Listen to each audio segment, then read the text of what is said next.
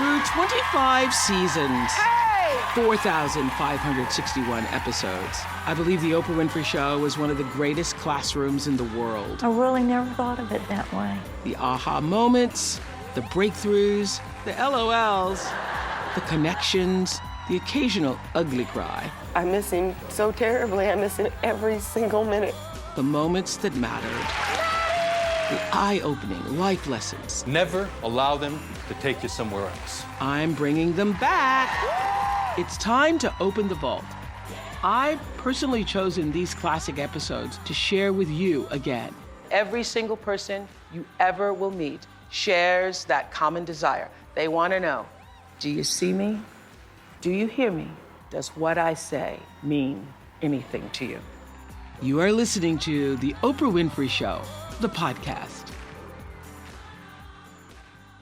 She is an international, in-demand top model living with a huge secret. She is one of the premier ballerinas in the world, and with the popularity of the Oscar-nominated film Black Swan, has agreed to take us behind that velvet curtain. And she looks like the typical mom next door, but even her own neighbors have no idea about the secret she has been living with. Dani Johnson had a rough start in life. She grew up on welfare, was pregnant with her first child at 17, homeless by the time she was 21. But with the odds stacked against her, Dani, at 23, became a millionaire. Selling a weight loss product out of her car was the first step in building her empire. Now, Dani owns 5 companies, is a best-selling author and motivational speaker. At 41, this millionaire mom of 5 is on ABC's reality series, Secret Millionaire. The show takes some of America's most successful, self-made tycoons and drops them in the middle of a whole different reality. For 1 week, Dani will hide her true identity and live in a small one-bedroom apartment in the impoverished Western Heights neighborhood of Knoxville, Tennessee. Dani has to survive on only $40 for the entire week. While undercover, Dani must search for hometown heroes, and it takes an emotional toll on her. So Dani is here. Welcome. Thanks. So your neighbors don't know that you were formerly homeless and now living the good life as a multimillionaire? No. No. Well, now they will. Yes, yeah. The cat is coming out of the bag. A lot of people live on $40 a week, and you have been there before. Was it tough to figure out how to go back and make that last? Not at all. Not at all? No, because we actually have a budget of $100 a week that I do now for our family with the size that it is. So $40 was actually too much to live off of for that. Really? For one person, yeah. Really? What did you do?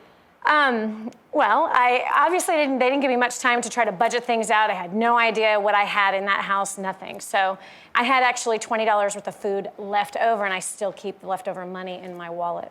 Really good, Yeah. really good. So what do you hope viewers will take away from your experience on Secret Millionaire?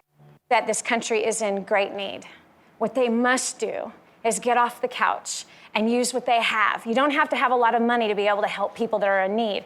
I'm so passionate about people being mobilized to go and help other people. They need smiles, they need hugs, they need care, they need time. And now all of that doesn't cost any money. And so I am so excited about the opportunity for Secret Millionaire to make that message out there, because there's need right here in this city, right in every city that we all live in, and we all need to rally together and make a difference. Yeah, you need to just open your eyes and see where it is. So Dani spent her week undercover volunteering for different charities, and one of the places where she worked reminded her of her own humble beginnings. 82-year-old twins Helen and Ellen started the Love Kitchen in 1986. With the help of local volunteers, the Love Kitchen serves over 2,000 meals a week. Dani jumps right in and starts chopping, frying, and serving. And while delivering food to the elderly, Dani discovers that giving out love is the kitchen's real specialty. As they do the Love Kitchen. Yes. What struck you most about them? Their level of faith. We're talking 2 women that 20 some odd years ago who said, I'm willing to feed you. You don't have food? I'll help you. I'll be here every week. We have no idea where the food's gonna come from. We have no idea where the help is gonna come from, but we are gonna step out on that leap of faith and do it. And we'll be here every single week for 22, 25 years. It's amazing to me. Wow. 82-year-old twin sisters, Helen and Ellen, are here. Welcome, ladies, to the Oprah Show. Thank you, honey.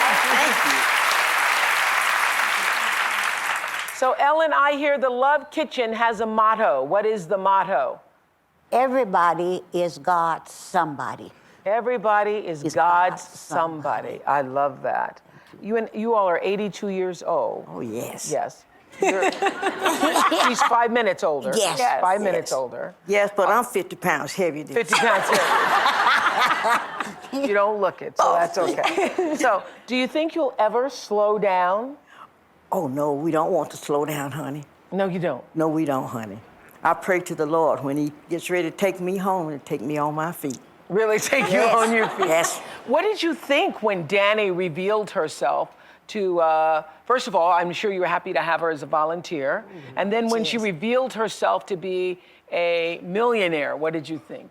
Well, I was in shock, honey. But just like Ellen said, that it helped us so much because we needed it at that time. And, you know, people was losing their jobs and things like that. And the requests were growing and everything. So that was a big plus for us, honey. A big plus. We didn't have to turn anybody away that needed food. Wow. So do you have people come there and then you feed people in their homes also? You go and visit the sick and the people who can't, aren't mobile, you go to those homes and feed them too? We also hand out emergency food bags, and that's for the people that's able to cook.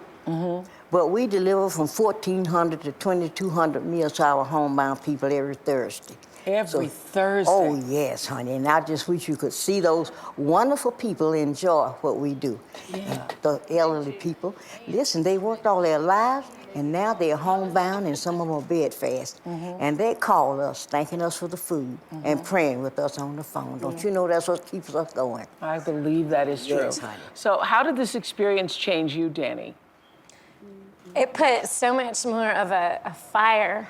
We do a lot of volunteering, but what it did, it made it so much bigger in that getting other people to be mobilized to do that. Yeah. And it doesn't take money to do that. You can do that without money.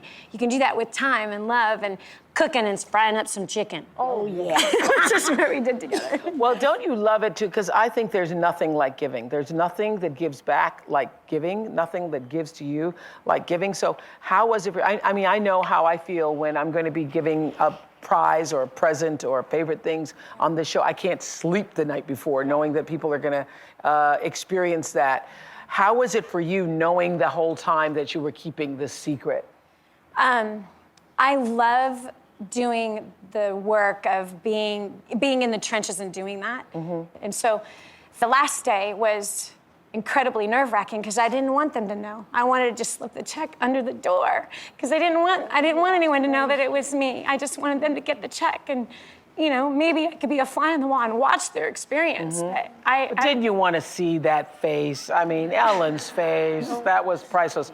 So we have a little surprise for you girls, you ladies. Yes, I do. You gonna come down and cook for us? No, I'm not going to come down. Not that big of a surprise. That would be a surprise to me. Okay, but listen to this surprise, because the truth is, we here at the Oprah Show just love what you all are doing. We love what you're doing, and we know that your story is going to inspire so many other people. The Love Kitchen is changing lives, and so we called our friends at Kroger, the Kroger store. Yes, and told them all about you. And they're giving the Love Kitchen a year's supply of food and new kitchen countertop appliances. A year's supply of food.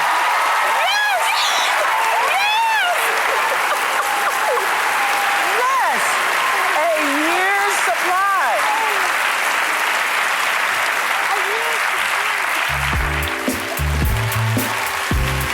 She is one of of the most in-demand, sought-after models in the world. She looks like she has it all, beauty, fame, and a big paycheck. But for most of her life, she's been tormented by a painful secret.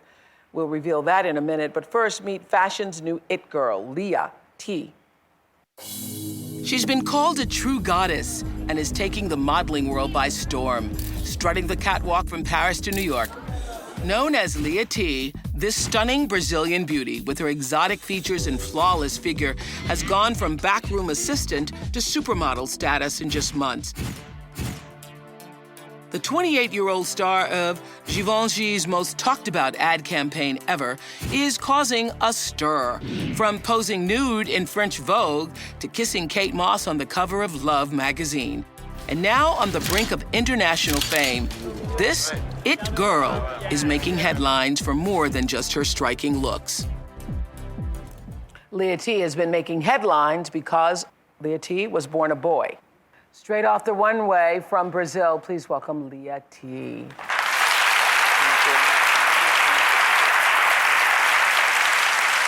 So how long have you known that you wanted to be, or that you felt that you were in the wrong body? I had this already because it's identity problem. You know, you have it's like kind of pathology you have, but I didn't want to accept. Well, I used to wear like really feminine, and I used to have a long hair. Did you think you were gay? Is that what you thought? I was hoping I was gay. I mean, I was like, okay, I'm gay because for my family it's less painful. Did you ever wish you could be happy living as a man, but also knew that you would never be happy living as a man? Yeah, I wish I could accept my body like man.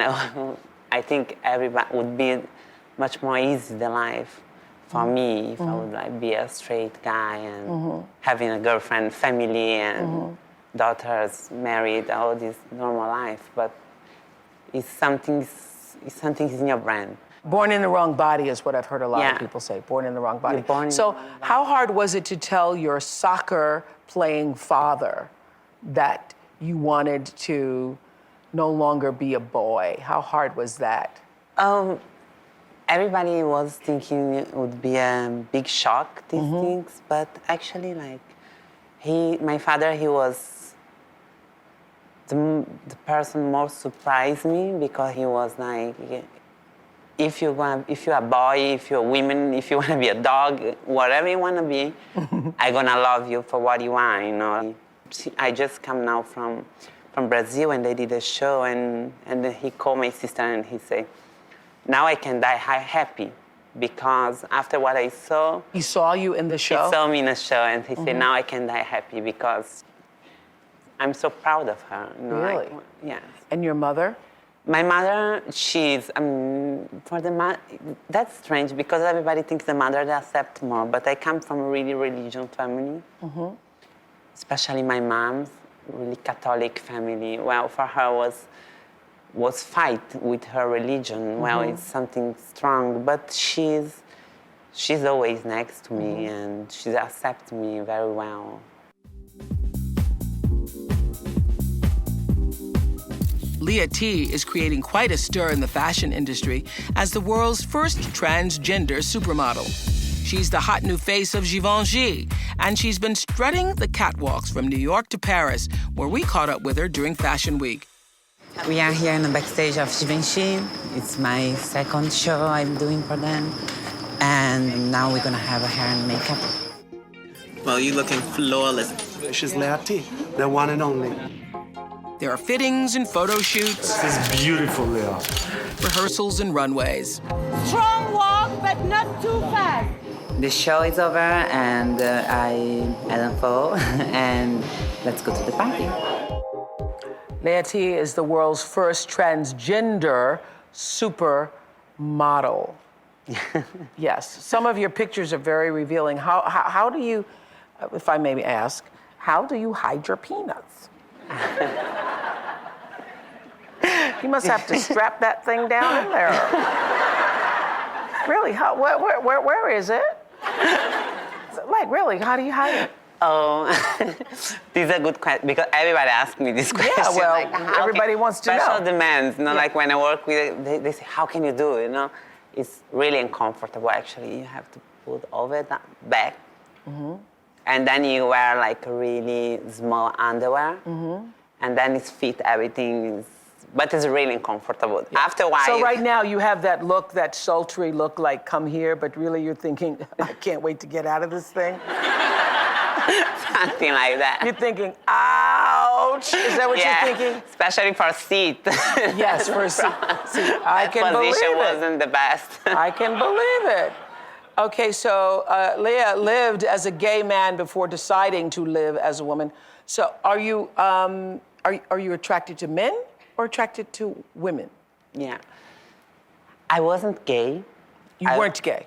No, You lived as gay, but you weren't gay. I tried to live a gay I see. life because it's last strong. Yeah, you were saying that would be easier. It's something all the transgenders, they all are gay before to accept the things, but in the end of the story, when you go to the doctors and everything, they realize you don't have any homosexuality on you because your brand is like a women brand. And when you transgender, you feel like you are women. Yes. Well, I like men.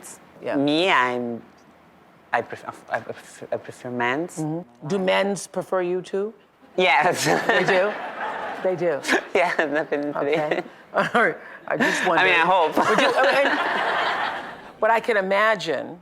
Well, no, I can't imagine actually.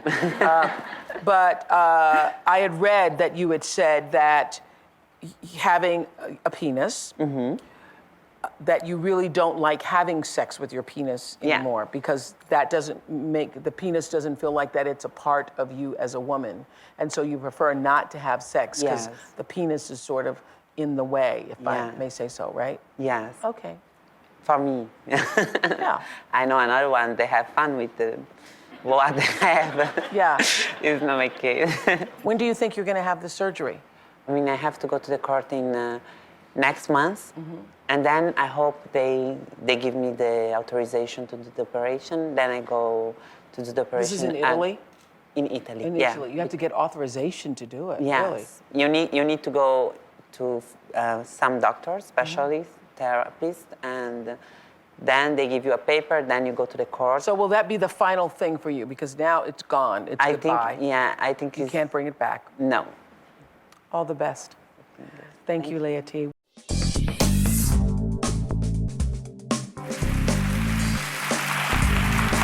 One of the most talked about movies of the year is Black Swan. It's been nominated for 5 Oscars. Natalie Portman plays a prima ballerina, so obsessed with perfection that she loses all sense of reality.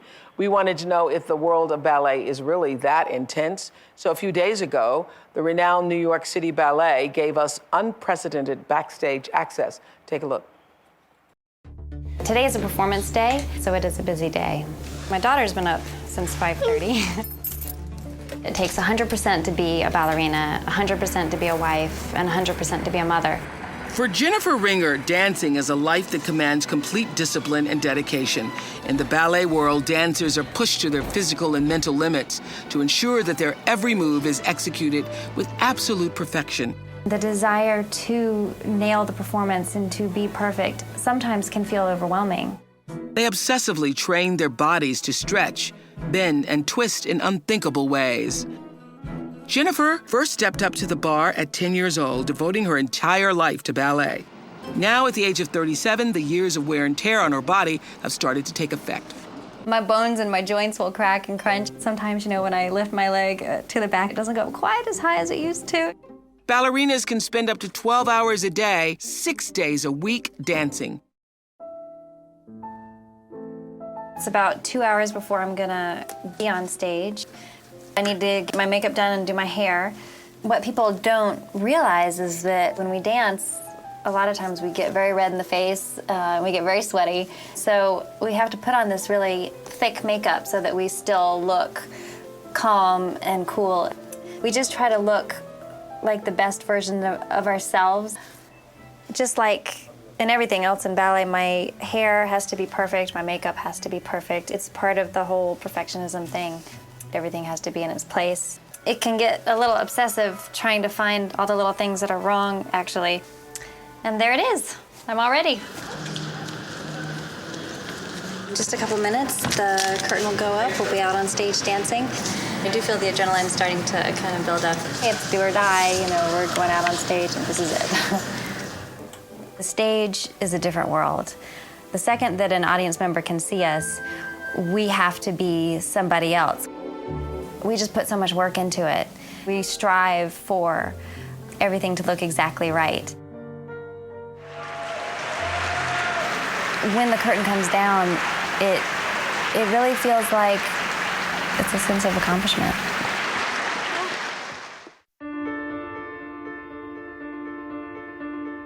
Her poise and perfection have made Jennifer Ringer one of America's premier ballerinas. But early in her career, the high-pressure demands of her craft turned her life upside down.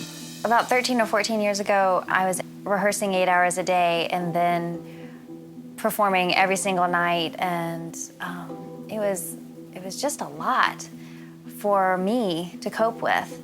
I just started to eat, I think, to comfort myself or to help myself cope. Or I would not eat. I started kind of vacillating back and forth between not eating, anorexia, and then just overeating, like compulsively overeating. Then I started kind of just hating the way I looked in the mirror.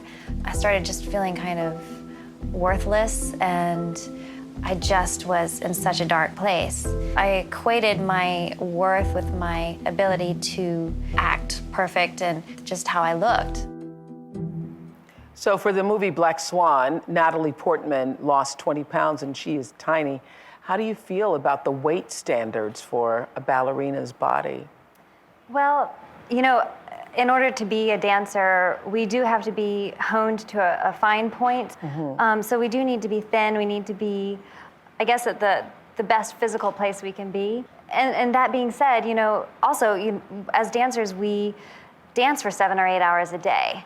That's like being in an aerobics class for 7 or 8 hours, which is a lot of physical activity. So dancers do become naturally thin because of that. I have a womanly body type, and I think stereotypically what people think of when they think of as a dancer is more of the kind of waif-like body type. And the danger is, I think, when the dancer can't appreciate their own body and starts hating the fact that they're not fitting into the waif-like mold. So what was going on with you that you were going through what you described on tape there? You know, eating, not eating, thinking that your whole body image was dependent upon what? Or your view of yourself was dependent upon the body image, yeah. I'm not even sure where it started, but somewhere in my teenage years, I just started hating my body. And I think maybe it was because I knew I had curves and that wasn't, you know, what I thought I should look like as a dancer. And so it just kind of spiraled to the point. Well, a few months ago, while Jennifer was performing as the Sugar Plum Fairy in The Nutcracker, this is just a little while back, a New York Times critic wrote that she looked, quote, as if she'd eaten one sugar plum too many. Can you believe that? And it caused an uproar. How did it make you feel to read that? Well, You know, I mean, it was horrible to read something about yourself like that. So it made me feel bad. It was embarrassing. And, you know, did you think, oh my God, I now need to starve? No. Or did you think, you know, shame on that person for writing that?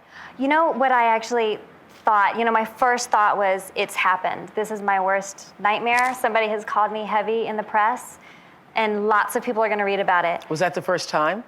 That was the first time. But my next thought was, it's happened, and I'm okay, and I'm fine the way I am, and I have survived it. You've seen the movie Black Swan, right? Yes. Is the world of ballerinas as cutthroat as it appears? You know, it's not. We're not killing each other. No, I've only killed 2 or 3. No, you know, it is competitive. The competition drives us. I think it drives us to be excellent. It keeps us from being lazy, and it keeps us going and moving forward. But it doesn't feel, it's not like Black Swan. Yeah, I think that there is, for women in general, I think, a lot more support women have of each other than it is pictured in the press. I know, like, even for myself, for what I do, or for what other women in television do, women are always pitted against each other in the press, but men are never pitted against each other. You notice that? But people always want to catfight with the women. They always want to say women are upset with other women. And I think it's, you know, more of the media's impression than anything. So how does it feel, though? What is a reality is your age, 37. And for ballerinas, it used to be that if you're 40 years old, it was like the end of the line. Right. Yeah, just like for models, but all that's changing. So obviously it's changing. Yes, no, I mean, women are dancing now into their mid-40s sometimes. I mean, still at 37, I am on the senior range of things. I mean, I think the median age of my company is probably 22. So I am at the senior end of the spectrum. And, you know, I definitely notice a difference in my body. You know, I don't recover as fast. You know, I don't bound out of bed like a Walt Disney cartoon in the mornings. You know, sometimes it's takes a little while to get it going. But, you know, on the other hand, being at this age, I feel like I'm a better artist. I feel like I'm bringing a lot more life experience to my role. It's so interesting because when we were looking at the tape, I said to you when you came out, we don't think of ballerinas as mothers. So when you became pregnant, were you worried that you'd get your body back? You know, when I became pregnant, honestly, in my head, I kind of let it all go because I really felt like when I decided to become a mom, no matter what, my daughter was going to come first. So I really enjoyed my pregnancy. Would you want her to be a ballerina? You know, I would love for her to love to dance. I love dancing. I'm certainly not going to push her in that direction. If she wanted to do it, I would encourage her. But, you know, at the end of the day, I just want her to be happy, just like every other mom. What'd you think of Black Swan? I thought it was really fun. You know, I thought, well... Okay. Well, you know, I actually thought they depicted the ballet world, you know, the first section of it was a really good depiction of what it's like to be a dancer and some of the hard work that goes into it. And I thought Natalie Portman was amazing. It's hard, you know, it's hard for a dancer to look like a dancer, and she actually managed to look like a ballerina, and I thought it was impressive. And then, you know, when the craziness started, you know, it was an exaggeration and a dramatization, and I mean, I thought it was fun. It was kind of crazy to see, you know, people in tutus killing each other, you know. Thank you. Bye, everybody. Thank you. I'm Oprah Winfrey, and you've been listening to The Oprah Winfrey Show, the podcast. If you haven't yet, go to Apple Podcasts and subscribe, rate, and review this podcast. Join me next week for another Oprah Show, the podcast. And I thank you for listening.